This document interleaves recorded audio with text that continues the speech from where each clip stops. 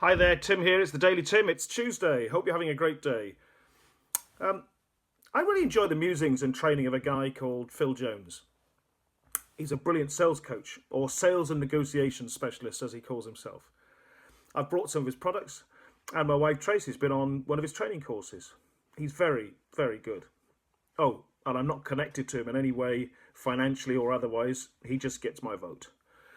And I was watching a few of his videos recently, and one of them really stuck in my mind. You know when you get to meet someone new and you start a conversation, the question that almost always gets asked pretty early on is, so what do you do then? And a conversation killer is answering that question by telling people what you do. I'm a solicitor. I'm a builder. I'm a business development executive.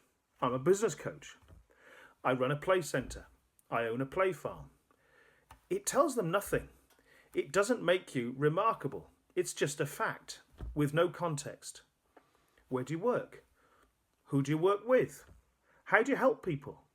What market are you in? The simple I'm a whatever you are answers none of that. And they'll forget what you do in an instant because they've nothing of context to remember you with. No story about how you help people or the type of person you help and why.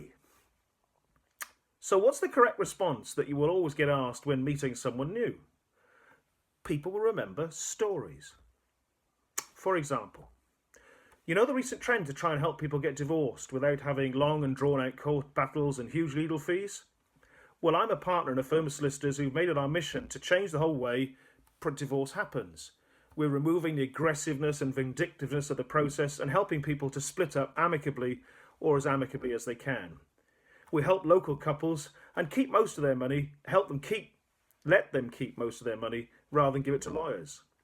One of my recent clients came to us from help via a friend of mine who had helped out previously, and we were able to help him and his wife to part ways without any court appearances or nasty round table disputes with opposing lawyers. I reckon we saved him about $25,000 in legal fees. Do you think they're going to remember you now? Of course they will. You need to have about half a dozen of these sorts of stories about how you help people and tell the stories. Don't just say, I'm a whatever you are. Did you also notice what information I give you in the story? I'm a partner in a law firm. We're changing the way divorce happens for the better.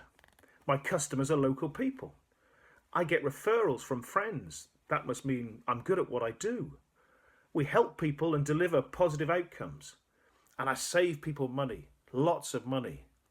All in about 30 seconds. It's not a life story. But you can't answer all of that by saying, I'm a solicitor, can you? Here's another example. You know how hard it is to entertain children these days without spending a fortune? Well, I own the most successful children's play farm in southern England.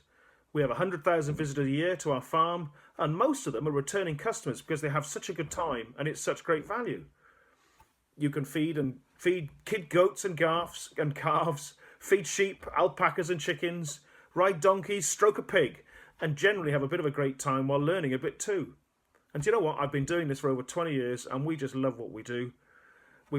It's just so much fun to see the children interacting with animals on a level they just can't do elsewhere, and it really doesn't break the bank either. I want to go there.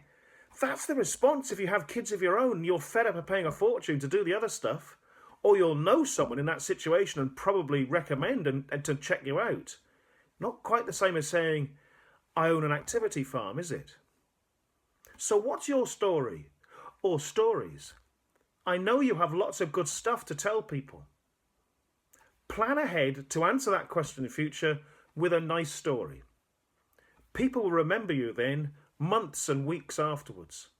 That's how you talk to strangers and get them to say those magic words, I know a guy or girl who. With thanks again to Phil for reminding me of the power of stories. Have a top Tuesday. And by the way, I'd love you if you could to head over onto my YouTube channel, and why don't you subscribe? And that way you'll know every time I post a new video. Just click on the link when you get the email. Look forward to talking to you tomorrow. Bye.